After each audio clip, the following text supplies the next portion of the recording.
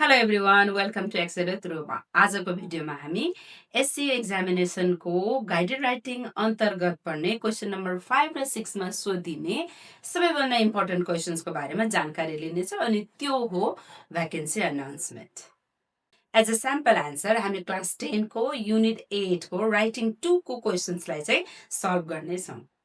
Vacancy announcement एउटा formal notice हो जहाँ चाहिँ कुनै पनि इन्स्टिट्युसन्स अर्गनाइजेसनहरूले त्यहाँ भ्याकेन्ट पोस्ट छ, खाली पोस्ट छ है, we need some candidate, we need some employee भनेर चाहिँ अनाउन्स गरेको हुन्छ. तर इन्ट्रेस्टिङ कुरा के छ भन्दाखेरि यो फर्मल नोटिस भए पनि यसमा चाहिँ लेटर्स, इमेल, नोटिसहरुमा जस्तै एक्ज्याक्ट फर्म्याट अथवा रिजिड फर्म्याट चाहिँ हुँदैन. यही फर्म्याट हुनुपर्छ भन्ने चाहिँ छैन. तर यसमा चाहिँ केही बेसिक एलिमेन्ट चाहिँ हुनै पर्छ. त्यो भन्दा बाहेक अरु एलिमेन्टहरु चाहिँ अप्सनल हो. प्लस ती बेसिक एलिमेन्टमा पनि कुनै कुनै एलिमेन्टहरुलाई चाहिँ हामी तलमाथि चाहिँ गर्न सक्छौं. तर ध्यान दिनुपर्ने कुरा चाहिँ के छ भन्दाखेरि सर्टन एलिमेन्टहरु फ्लेक्सिबल भए पनि दिनुपर्ने मेसेज चाहिँ क्लियर हुनुपर्छ. अनि यो चाहिँ फर्मल नोटिस भएको कारणले यसको टोन चाहिँ फर्मल हुनु पर्यो र त्यहाँ युज हुने सेन्टेन्स स्ट्रक्चर र वर्डको सेलेक्सन पनि फर्मल नै हुनु पर्छ. Before we dive deep into the lesson and learn the structure, format, and the basic elements of vacancy announcement, I have a tips for you.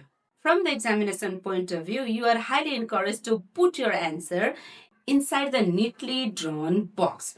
Now, without any delay, let's learn about the common or the standard structure that is mostly followed while writing vacancy announcement. And it's here. The first one is heading, introduction of the organization, position or the post, number of the vacancies, qualification, experience, job description. This is optional though. Salary, deadline, how to apply, contact information, and finally note. अब every एलिमेन्ट्सलाई कसरी present गर्ने र के लेख्ने भन्ने कुराको बारेमा जानकारी लिऊँ है त. First, there are multiple ways to write the title. Vacancy announcement भनेर जुन हामी टाइटलमा लेख्छौँ त्यसलाई विभिन्न तरिकाले लेख्न सकिन्छ. तर एक्जामिनेसन पोइन्ट अफ भ्यूबाट चाहिँ मैले तपाईलाई चारवटा पोइन्ट्स दिन्छु. चारवटा मध्ये तपाईले एउटा छान्न सक्नुहुन्छ.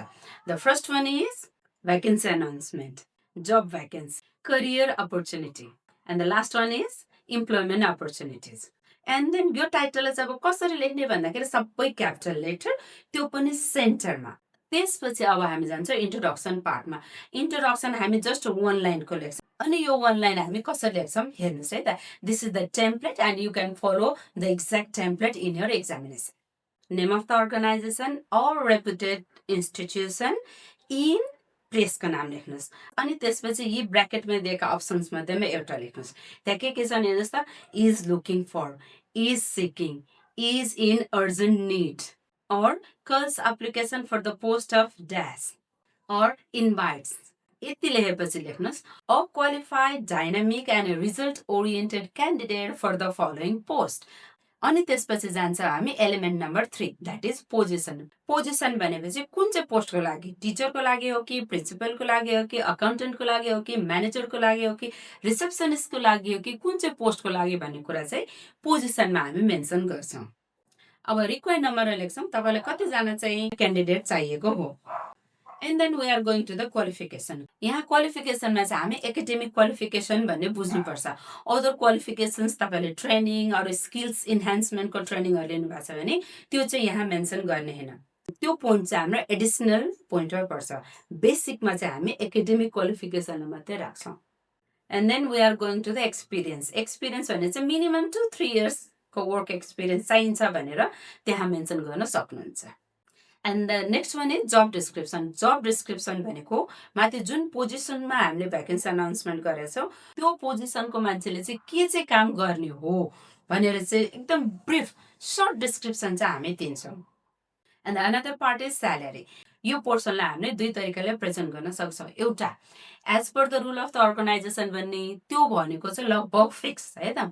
Next one is negotiable. Negotiable भनेको चाहिँ that can be fixed after discussing, और or it means flexible. Salary को कुरा चाहिँ बसेर छलफल गरेर डिसाइड गर्न सकिन्छ है भनेको, और यसलाई यसरी पनि बुझ्न सकिन्छ कि डिजर्भिङ क्यान्डिडेट छ भने चाहिँ उसलाई चाहिँ हामी स्यालेरी इन्क्रिज पनि गराएर राख्न सक्छौँ है भनेर चाहिँ अर्गनाइजेसनले चाहिँ स्यालेरीको ठाउँमा नेगोसिएबल भनेर पनि राख्न सक्छ. And the next one is deadline. Deadline भनेको चाहिँ time limit. It means due date or last date of the application. It means deadline भन्दा अगाडि तपाईको एप्लिकेसन पुगिसक्नु पर्छ है भनेको. यति डेडलाइन लेखिसकेपछि चाहिँ हामी हाउ टु अप्लाई प्रोसेसको बारेमा लेख्छौँ अनि यसको चाहिँ सर्टेन फ्रेज छ, त्यो फ्रेज हामी मेमोराइज गर्छौँ, त्यो घोक्छौँ नै. Interested and eligible candidates are requested to submit their application along with recent passport size photographs, photocopies of their academic qualification, and an updated CV to the address mentioned below within the deadline. अब आउँछ address. एड्रेसमा चाहिँ हामी के गर्छौँ भने name of the organisation और contact person, location of the organization, and then finally we mention the phone number or the email address or post box number. यदि फोनबाट चाहिँ कसैले चाहिँ इन्क्वायरी नलियोस् भन्ने तपाईँ चाहनुहुन्छ भने चाहिँ हाउ टु अप्लाई भन्ने सेक्सन छ, त्यहाँनिर हामी एउटा फ्रेज राख्न सक्छौँ like no phone queries will be entertain. It means फोनबाट चाहिँ यो भ्याकेन्सी अनाउन्समेन्टको बारेमा कुनै पनि जानकारी लेनदेन गर्ने छैनौँ भनेको. सो भनेपछि यदि त्यो हो भने हामीले यहाँ तल कन्ट्याक्टमा चाहिँ फोन नम्बर लेख्नु परेन. अब पोस्ट बक्स नम्बर लेख्ने, यदि तपाईँले सबै डकुमेन्टेसन पोस्ट बक्सबाट गर्नुहुन्छ भने पोस्ट बक्सबाट, और इमेलबाट गर्ने भने you can write the email address of the organisation. And finally, we'll write one note. नोटमा अब हामी के लेख्छौँ भन्दाखेरि only shortlisted candidate will be called for the interview. यहाँ shortlisted भनेको के हो भन्दाखेरि chosen among the applicant. अब पालो स्याम्पल एन्सरको. स्याम्पल एन्सर हामीले कहाँबाट लिएका छौँ? Grade 10 our English unit 8 writing 2. The question reads like this. Imagine you are the head teacher of the school and your school has a vacancy for the post of secondary level English teacher. Write an advertisement for the post mentioning the required academic qualification, experience, deadline, and other necessary information. अब हामी अघि सिकेको structure अथवा फर्मेटको बेसमा यो vacancy अनाउन्समेन्टलाई चाहिँ present गर्नेछौँ. Vacancy announcement. XYZ English Secondary School or reputed school located in Kathmandu invites qualified, dynamic, and result-oriented candidate for the following post. Position: secondary level English teacher. Required number 1. Job description: responsible for teaching English to secondary level students and preparing lesson plans. Qualification: bachelor's degree in English or equivalence, master's degree preferred. Experience: minimum 3 years of teaching experience. Salary: negotiable. Application deadline: 15th November 2025. Interested candidates are requested to submit an application with a recent passport size photo, copies of academic certificates, and an updated CV to the address mentioned below within the deadline. No phone queries will be entertained. Address: XYZ English Secondary School, Baneswar, Kathmandu. Email: info.xyz@gmail.com. Only shortlisted candidates will be called for an interview. And don't forget to put this answer inside the box that is drawn with the help of the scale and pencil. In this way, we can write an impressive vacancy announcement.